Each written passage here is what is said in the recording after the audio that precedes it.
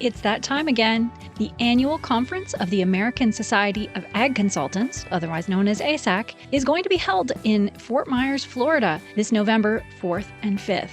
Kurt Covington is one of 9 professionals who will address the conference. The other speakers who will cover a wide range of topics represent Florida Farm Bureau, Florida Citrus Commission, University of Tennessee Institute of Agriculture, National Ag Law Center, Risk Mitigators and Advisors, Tyler Associates, as well as the lead economist for dairy at CoBank, and myself, Chrissy Wozniak from North American Ag. The day and a half of presentations will be followed by ag tours on Tuesday afternoon at Echo Farms, one of my favorite places here in Fort Myers.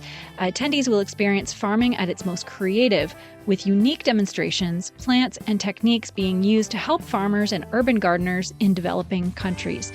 A second tour at Echo will showcase simple technologies that can improve food, water, and shelter for millions of people. A third tour of a hydroponic grower is also being planned. For more information and to register, visit www.agconsultants.org. That's www.agconsultants.org. See you there.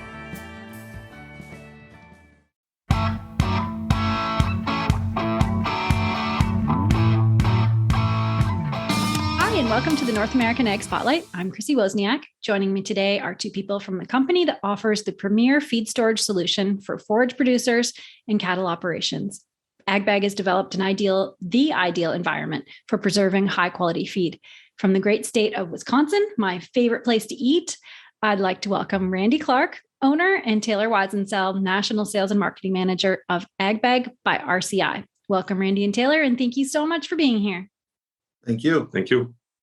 So in November of 2019, Randy, your company, RCI Engineering, acquired Ag-Bag from New Holland, CNH Industrial. So can you start out by telling us about that and how that happened? Sure. So actually, the relationship between RCI and Ag-Bag goes back to late 2010. I met Taylor at Weisensel at World Dairy Expo in October 2010. And by the end of the year, we were working, providing engineering services to Miller's St. Nazianz for the Ag-Bag product line. At that time, we began development of the MX-1012, a mid-size self-propelled machine. We then worked to build up a few prototypes and help get that product line established and into production. And then later on, we did other engineering work for the Ag-Bag product line, continued doing engineering work up to the point where CNH Industrial bought Miller's St. Nazianz mainly for the sprayer product line, but in that transaction also acquired the Ag-Bag product line. So that was November of 2014. Then for a few years in between there, we had kept up communication, working with Taylor and with others at CNH, trying to understand how we could work together going forward. But in the end, it basically took a few years before Ag-Bag was put up for sale by CNH. We'll let Taylor expand on that here in a little bit. But we worked for about a year to work through all the details of the transaction, put together a progression plan, build up the business case for bringing the Ag-Bag brand into RCI, keeping all the manufacturing in Wisconsin, moving basically one factory to another, and revamping the entire product line as we've been working at here today. Yeah, I mean, the arrangement there for when CNH decided to sell Ag-Bag, it was at a point where we thought that as a product line for survival's sake, it was best that CNH would sell us off. So I had my time with the vice president of New Holland, North America, and we had a discussion. I presented my issues, and we, at that point, he agreed that we could move forward.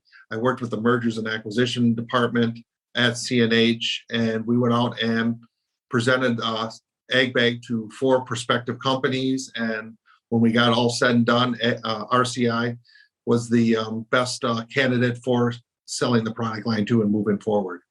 So awesome. There's where we are today. Yeah. And Taylor, you're widely known as Ag-Bag Taylor. Even on Twitter, you've been with Ag-Bag for a lot longer than even the New Holland days. So when did you start working at Ag-Bag? Can you tell me? I started January 1st of 1999. So I'm right there at 22. I'm going on my 23rd year here with Ag-Bag. So I survived the first purchase from Miller St. Nazians bought Ag-Bag out in November of 2004, and then the C&H in November of 2014, and then it happened to be another November 2019 when RCI purchased us. So, wow. So now moving toward the product a little bit, why do producers choose bagging over silage bunkers and piles? The biggest reason is, it's the best storage facility for the forages out there. It's a oxygen-free environment where we get the best fermentation to build the best forage quality. Yes, the silos were there, but they also allowed oxygen to come in, so you actually had feed that would be broken down, or we call shrink, and just like the piles and the bunkers, they are just one of those one of those storage systems that allows, that you're not getting 100% of the feed that you put in that you're taking out for your livestock. Right. And why is oxygen so bad for forage? So oxygen is a key part when fermentation takes place. And the more oxygen that you have around any kind of forage when it ferments usually results in more of the energy of the plant being consumed during the fermentation, ending up with a less valuable end product.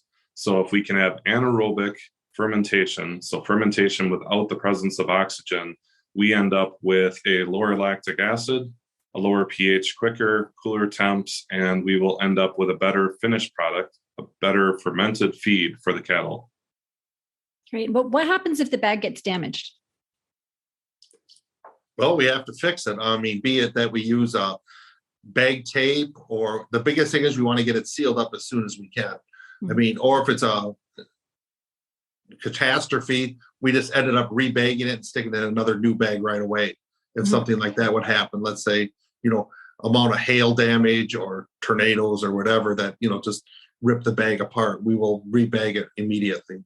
And keep in mind, too, that bags are the ultimate storage solution when it comes to oxygen prevention from entering the material. You talk about damage to a bag, but even at that, a bag is still sealed better than an upright silo. It's better than any drive over pile in any environment, better than any bunkers with sidewalls, even with plastic on the sidewalls. You can't beat the environment that the bag produces. So we have, solutions in place in our system that you can have tape available, and there's other ways to seal a bag.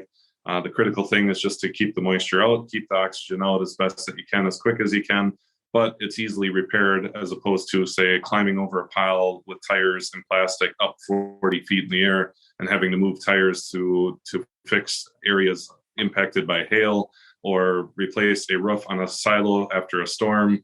Or if you have leaks in your sidewalls of the silo, there's really no way to repair that while it's full of feed. You need to reseal the silo after it's empty. So we've got some of the most versatile solutions out there and still provide the best oxygen-free environment for the silage.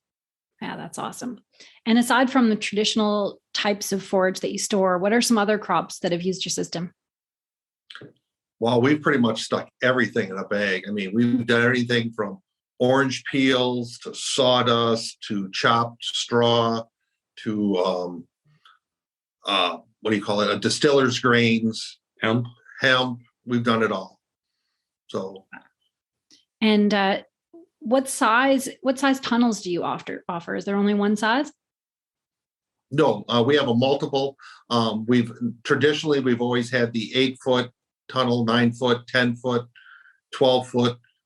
14 is in our large self-propelled machines, and now we are coming back and introducing a 6-foot tunnel for the smaller operators now.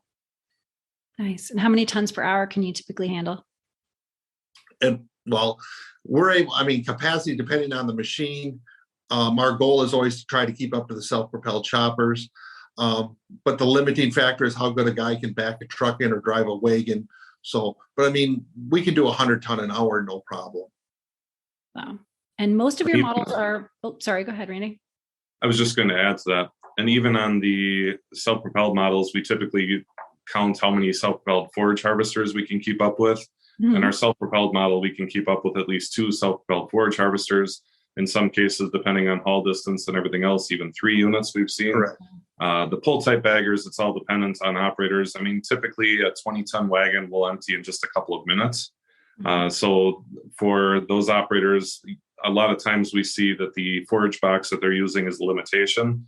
So we can keep up with even a self-propelled in front of a side unload wagon and the side delivery ag bagger. So there's a lot of different variables that play into it, but we really pride ourselves in being the highest throughput machine available for each size in the industry, doing the best job that we can with what we have to work with. Well, that's great. And most of the models are pull behind. How easy is it to set up to bag and then get it ready again for the road when you're done?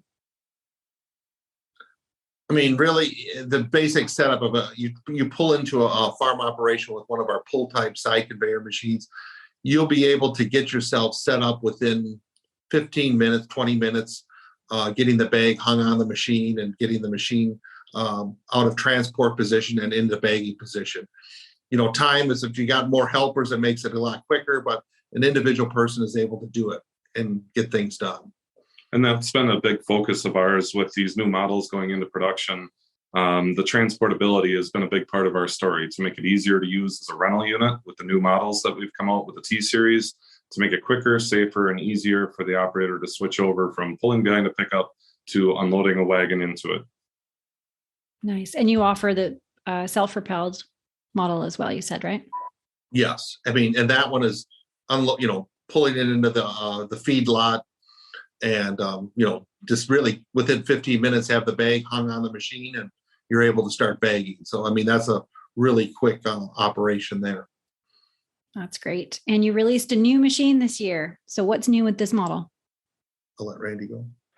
Sure. Like I said, we talked about the transportability with the new T-Series. So we have the T7170 and also the T7060, the pull type side conveyor Ag-Bag machines. We focused on three areas: the transportability, also the serviceability, and then finally the throughput of the machine and the operation of the machine. Trying to make it the most easiest machine to handle any of your crop conditions, to be able to handle the throughput needed by today's machinery, and be able to be the easiest for an operator to learn how to use and to make the best quality bag. So a lot of the work initially started on transportability with pulling it the opposite direction so you can back it right into the point of use up against another bag. We focused on the ease of raising it with integrated hydraulic lift for the machine. When it comes to the serviceability side, we really simplified the controls, which we'll show you in a bit. We simplified the operator station, so the operator area of the machine, the user can basically do all the maintenance on the machine while it's being operated, control the braking, control all the functions of the machine, and keep an eye on things as the bagging process occurs. And then for throughput, we introduced a wider conveyor, about a 12-inch wider in-feed conveyor. We have the revolutionary rotor with spiral patterns of tines for more throughput, basically smaller bites, but more continuous feeding and more of them with 3 rows of tines as opposed to 2 in the past, coupled with a forage distributor in front of it to help spread the load of the forage out over more of the rotor to get better distribution and better pack into the bag. Once it's through the rotor, we also introduced a sweeping tunnel cleanout available on the T7170. That's to make it easier to finish one bag and start the next by simply pressing a lever to push everything into the bag, as opposed to pitching it out in years past with other machines and even other brands of machines. And then a longer tunnel to allow us to get more density built up by sheet metal before the material gets back to the bag behind the machine. So in the end, we're trying to get more feed in the bag in less time, doing a better job, higher density, better quality feed. And in the end, that leads us to better storage, leading to better forage. Yeah, that's fantastic. And you have a wide distribution network throughout North America, but you also sell overseas, right? Yes, we have. Besides, North America, we've just got done. We've sold one of our self-propelled machines over to South Africa, to one of the largest beef operations in the world. We've sold into Japan before. So yeah, we get out and we're just trying to build. We'll try to build that market even farther now with our new models. Mm-hmm. And you sell plastic and inoculants through your dealers as well. Why should producers choose your brand? Well, the biggest reason that you want to purchase the actual genuine ag bag. We actually manufacture it and distribute it all throughout North America here.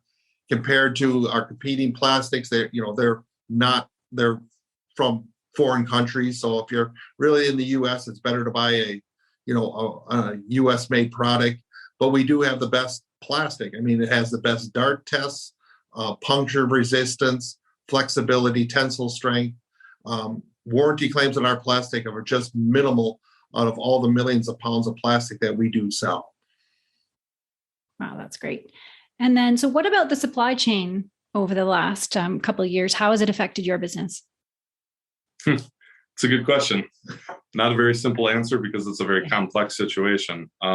We've learned to adapt. The idea of just-in-time manufacturing has kind of gone out the window. We've reacted by stocking up on spare parts, building up our spare parts business. When we acquired Ag-Bag, we did a lot of work to improve the spare parts side of the business, to offer parts that were discontinued for older machines, to revamp our stocking levels, to bring in more critical components. And I'd say it was good timing because with the challenges this year, especially, starting since about the beginning of the year, we had just built up the business and then we recognized what was happening and increased those stocking levels. So I'd say we've fared pretty well. It's always a challenge going forward, and every day is a new battle, so to speak, with any one component.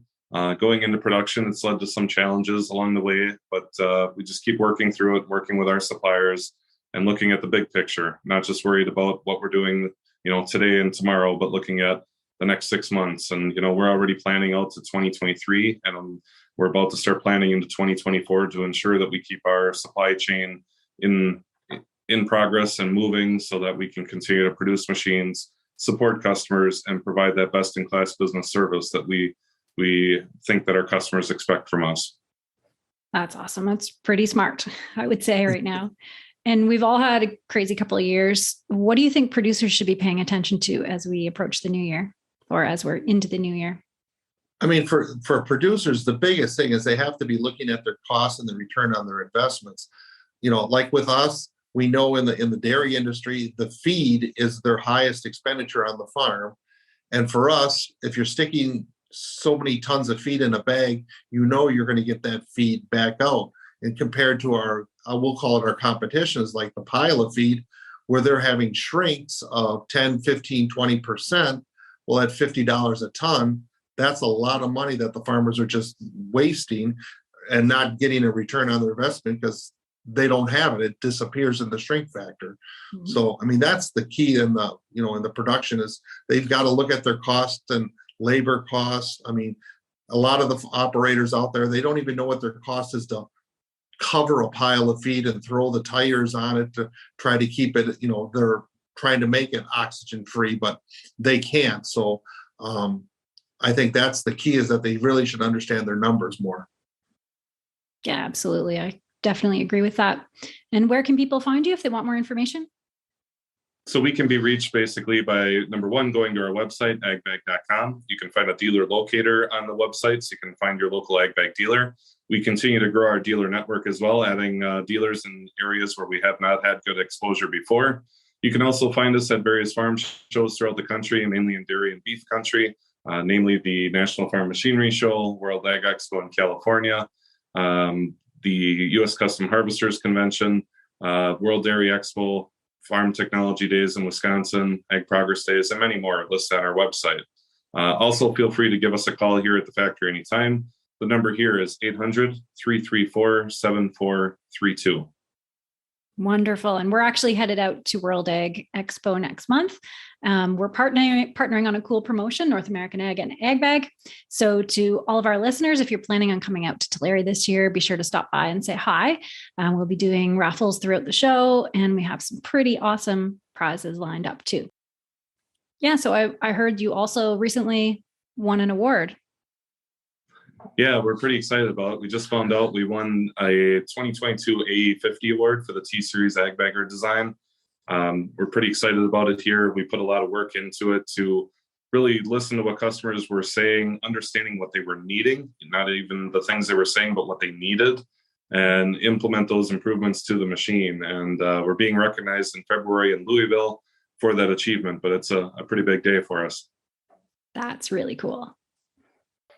So my last question for each of you is, why do you work in this industry and what keeps you here doing what you do? Randy, you can start. So it's a tough question to answer, but I guess the simplest way I can say is I grew up in the dairy industry, grew up on a dairy farm near here, loved the equipment, did not care for milking the cows, but absolutely loved the equipment. Over my career, I've had the opportunity to work with a lot of people in the industry and really enjoy being the part of the support network of the producers of our food in this country, and really enjoy working with the equipment. As simple as that. Yeah, and for me, the biggest thing is it's the people. I mean, working with the farmers, people in the agriculture industry we're a smaller group of people in the world, but we all work together for really a common goal. We're here out to feed the world, and they're just great people to work with. I mean, compared to other industries, I don't think we have the problems like some of the other industries have to deal with. I think we're just people to people business, That's it. And don't forget the farm show carnies. That's right. So, sure. And you guys are going to take me for a tour of the factory as well. I thought we just take the DGI and take it out in the shop, and just do a walk around and, kind of explain things around the machine. So we don't have our new paint system in yet. That'll go basically where I'm standing right now, but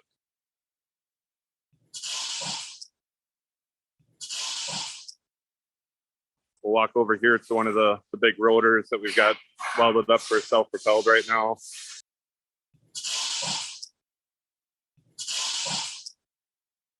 We're kind of switching between products right now, getting things ramped up for this next year. We're doing some other welding over here.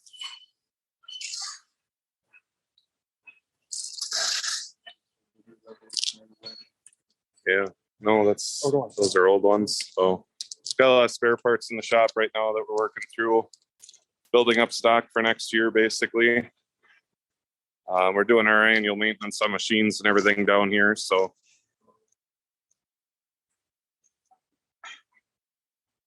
come down here, it's this machine. All right, to start out with the new 7060, the biggest feature is the new wider conveyor. That's a foot wider than what we traditionally had before. Also, with our new bag cradle, it's collapsible, which will be easier to put the bags actually on the machine. We also use the bag cradle as we work around to use it to move our tunnel extensions around with our bag move. So with that, as you come around with it, you'll be able to see we have redone our backstop, so they're stronger and have more options of lifting it around and moving it around. We have our bucket brackets here. We have pallet form slots. We also have a slot here where we can actually use the bag cradle to lift the backstop around. As you come around, you'll see that we have a brand new bolt-on stripper bar plate, along with the new rotor that you can see that we double the number of teeth on the rotor for a faster bagging process. The other newest feature on this model would be on the front of the machine, where we've actually integrated our toolbox and accessibility to our bearings.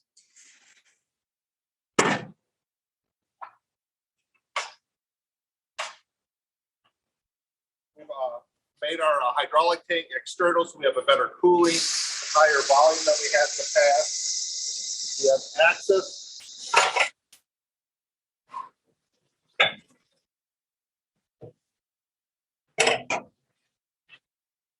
So we have our hydraulic pump. Instead of being inside the tank, is external now. Our drive line to run the pump. As we move along.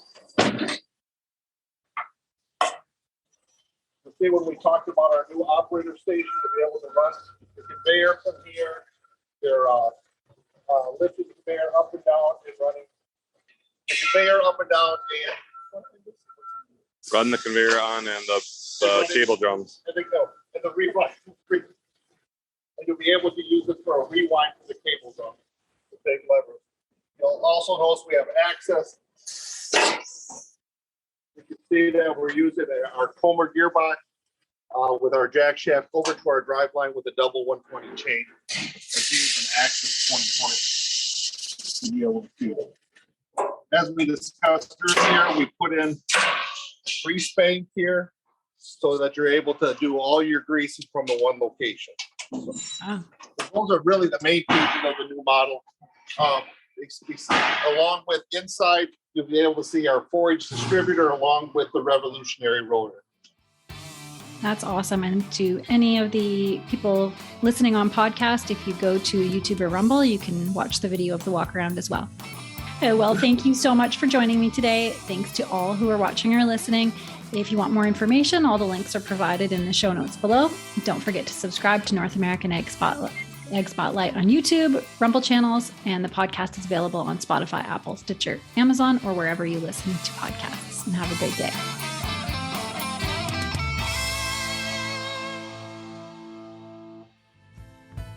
Thanks so much for listening to today's Ag Spotlight episode, where we put the spotlight on people and companies doing great things for the agricultural industry. Don't forget to subscribe on Apple, Amazon, Spotify, Stitcher, or on your favorite podcasting platform, and give us a 5-star review. You can also follow us on YouTube and Rumble to see the video version of Ag Spotlight. Also, head on over to NorthAmericanAg.com to subscribe to our Industry Connect update newsletter. If you're interested in advertising opportunities, email us at connect@NorthAmericanAg.com. Thanks for listening.